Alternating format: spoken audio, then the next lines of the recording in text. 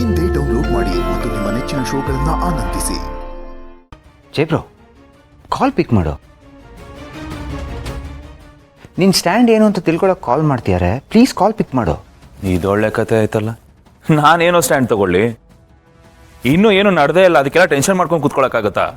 ನೀನೊಳ್ಳೆ, ಅದು ಬರೀ ನ್ಯೂಸ್ ಅಷ್ಟೇ, ಇನ್ನೂ ಏನು ಶುರು ಆಗಿಲ್ಲ. ಆ್ಯಂಡ್ ಯಾವತ್ತೋ ಏನೋ ಶುರು ಆಗುತ್ತೆ ಅಂತ ಈಗಲೇ ತಲೆ ಕೆಡ್ಸ್ಕೊಂಡು ಕೂತ್ಕೊಳ್ಳೋಕ್ಕಾಗತ್ತಾ? ಆಯಿತು, ಅದನ್ನೇ ಕಾಲ್ ಪಿಕ್ ಮಾಡಿ ಹೇಳು. ಈ ಕಾಲ್ ಪಿಕ್ ಮಾಡಿದ್ರೆ ಏನಾಗುತ್ತೆ ನೋಡು, ನಮಗೆ ತುಂಬ ಬೇಕಾದವರು ಮತ್ತೆ ಕಾಲ್ ಮಾಡ್ತೀಯಾರೆ ಜೈ ಬ್ರೋ. ವಿಷಯ ಸೀರಿಯಸ್ ಅಂತ ಅರ್ಥ ಮಾಡ್ಕೊ, ಪ್ಲೀಸ್ ಕಾಲ್ ಪಿಕ್ ಮಾಡು. ಹಲೋ ಸರ್, ಏನು ಸರ್ ಇದು? ಸರ್, ಯಾಕೆ ಸರ್ ಇಷ್ಟೊಂದು ತಲೆ ಕೆಡ್ಸ್ಕೊತಾ ಇದ್ದೀರಾ? ಆ್ಯಂಡ್ ಅದಕ್ಕೆ ಇಂಪಾರ್ಟೆನ್ಸೇ ಕೊಡಬೇಡಿ, ಅವನು ಇನ್ನೂ ಝೀರೋಲಿದ್ದಾನೆ. It's a startup. ಸರ್, ಇಂಥ 100 ಕಂಪ್ನಿಗಳು ಡೈಲಿ ಫಂಗಸ್ ಥರ ಉಟ್ಕೋತಾನೆ ಇರುತ್ತೆ, ಆದರೆ ಸ್ಟ್ಯಾಂಡ್ ಆಗಬೇಕಲ್ಲ. ಆ್ಯಂಡ್ ಮೋರ್ ಓವರ್ ಮಾರ್ಕೆಟಲ್ಲಿ ಆಫ್ಟರ್ ಆಲ್ ಅಂದರೆ ಒಂದು 10% ಕಂಪ್ನಿಗಳು ಉಳ್ಕೋಬೋದು ಅಷ್ಟೇ ಲಾಂಗ್ ಟರ್ಮಲ್ಲಿ. ಮಿಕ್ಕಿದೆಲ್ಲ ಫೇಲ್ಯೂರೇ. ರಾಕೆಟ್ ಥರ ಎಷ್ಟು ಬೇಗ ಲಾಂಚ್ ಆಗುತ್ತೋ ಅಷ್ಟೇ ಬೇಗ ದಬಾಕೊಳುತ್ತೆ. ಆ್ಯಂಡ್ ಮೋರ್ ಓವರ್ ಅವ್ನು ಮಾಡ್ತಿರೋದು ಬೇರೆ ಡೊಮೈನಲ್ಲಿ, ನಾವೇ ಬೇರೆ ಡೊಮೈನ್, ಅವನದೇ ಬೇರೆ ಡೊಮೈನ್.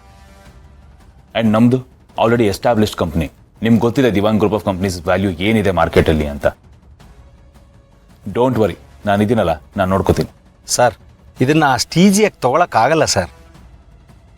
ಆಗ್ತಾ ಇರೋದು ಸ್ಟಾರ್ಟಪ್ಪೇ ಆಗಿರ್ಬೋದು, ಇದ್ರ ಹಿಂದೆ ಇರೋದು ಗೌತಮ್ ದಿವಾನ್ ಸರ್. ಅದು ಸಾಮಾನ್ಯ ವಿಷಯ ಅಲ್ವಲ್ಲ ಸರ್.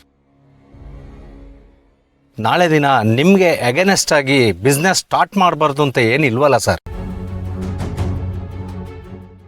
ಸರ್, ಅವ್ರಿಗೆ ನಿಮ್ಮ ಬಿಸ್ನೆಸ್ನ ಇನ್ ಆ್ಯಂಡ್ ಔಟ್ ಗೊತ್ತು ಸರ್.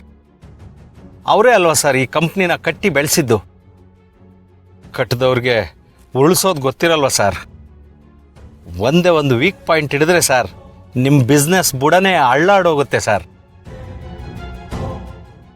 ಸೊ ನಾವು ಇದನ್ನು ನೆಗ್ಲೆಕ್ಟ್ ಮಾಡೋದಕ್ಕಾಗಲ್ಲ. ಇಮ್ಮಿಡಿಯೇಟಾಗಿ ಮೀಟ್ ಆಗೋಣ ಸರ್. ಸರಿ, ಮನೇಲೇ ಇದ್ದೀನಿ, ಬನ್ನಿ. Okay sir. ಗೌತಮ್ ಅಖಾಡಕ್ಕಿಳಿದಾಯ್ತು. ಅಳಿಮಯ್ಯ, ನೀನು ಹಿಡಿ ಮಣ್ಣು ಮುಕ್ಕೋದು ಪಕ್ಕ.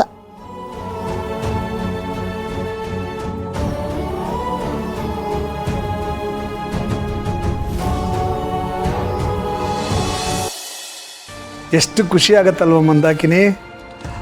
ದೇವರು ನಮ್ಮ ಅಳಿಯಂದರು ಮತ್ತೆ ಮೊದಲ ಥರ ಆಗೋ ಹಾಗೆ ಕರುಣಿಸ್ಬಿಟ್ಟ. ಆದರೂ ಎಷ್ಟು ಒಳ್ಳೆ ಕಾನ್ಸೆಪ್ಟ್ ಇಟ್ಕೊಂಡು ಬಿಸ್ನೆಸ್ ಶುರು ಮಾಡಿದ್ದಾರೆ. ಎಲ್ಲರೂ ಬಿಸ್ನೆಸ್ ಮಾಡ್ತಾರೆ, ಆದರೆ ಸಮಾಜಕ್ಕೇನಾದರೂ ಮಾಡಬೇಕು, ಸಮಾಜಕ್ಕೇನಾದರೂ ಕೊಡಬೇಕು ಅನ್ನೋ ಕಳಕಳಿ ಇದೆಯಲ್ಲ, ಅದೆಲ್ಲರೂ ಇರೋದಿಲ್ಲ. ಇವ್ರಿಗಿದೆ. ಅದಕ್ಕೆ ಇವರು ಬೇರೆಯವ್ರಿಗಿಂತ ಸಪ್ರೇಟಾಗಿ ನಿಂತ್ಕೋತಾರೆ. ಎಲ್ಲರೂ ಲಾಭ ಸಿಕ್ಕಿದ್ರೆ ಸಾಕು ಅಂತ ಯೋಚನೆ ಮಾಡ್ತಾರೆ. ಎಲ್ಲರೂ ಇವ್ರ ಥರ ಇರೋದಿಲ್ಲ. ಹೌದು ರೀ, ತಾವು ಬೆಳೆಯೋದಲ್ಲದೆ ತಮ್ಮ ಜೊತೆಲಿರೋರ್ನು ಬೆಳೆಸ್ಬೇಕು ಅನ್ನೋ ಒಂದು ಉದ್ದೇಶ ಇದೆಯಲ್ಲ, ಅದು ಗ್ರೇಟ್. ಹೌದು ಮಂದಾಕಿನಿ.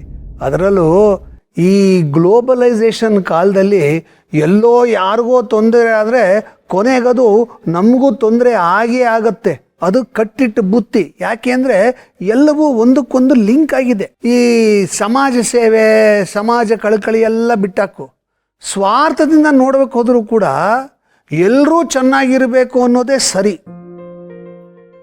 ನಾವು ಚೆನ್ನಾಗಿರಬೇಕು ಅಂದರೆ ಎಲ್ಲರೂ ಚೆನ್ನಾಗಿಟ್ಟಿರಪ್ಪ ಅಂತ ದೇವರಲ್ಲಿ ನಾವು ದಿನಾ ಪ್ರಾರ್ಥನೆ ಮಾಡಲೇಬೇಕು.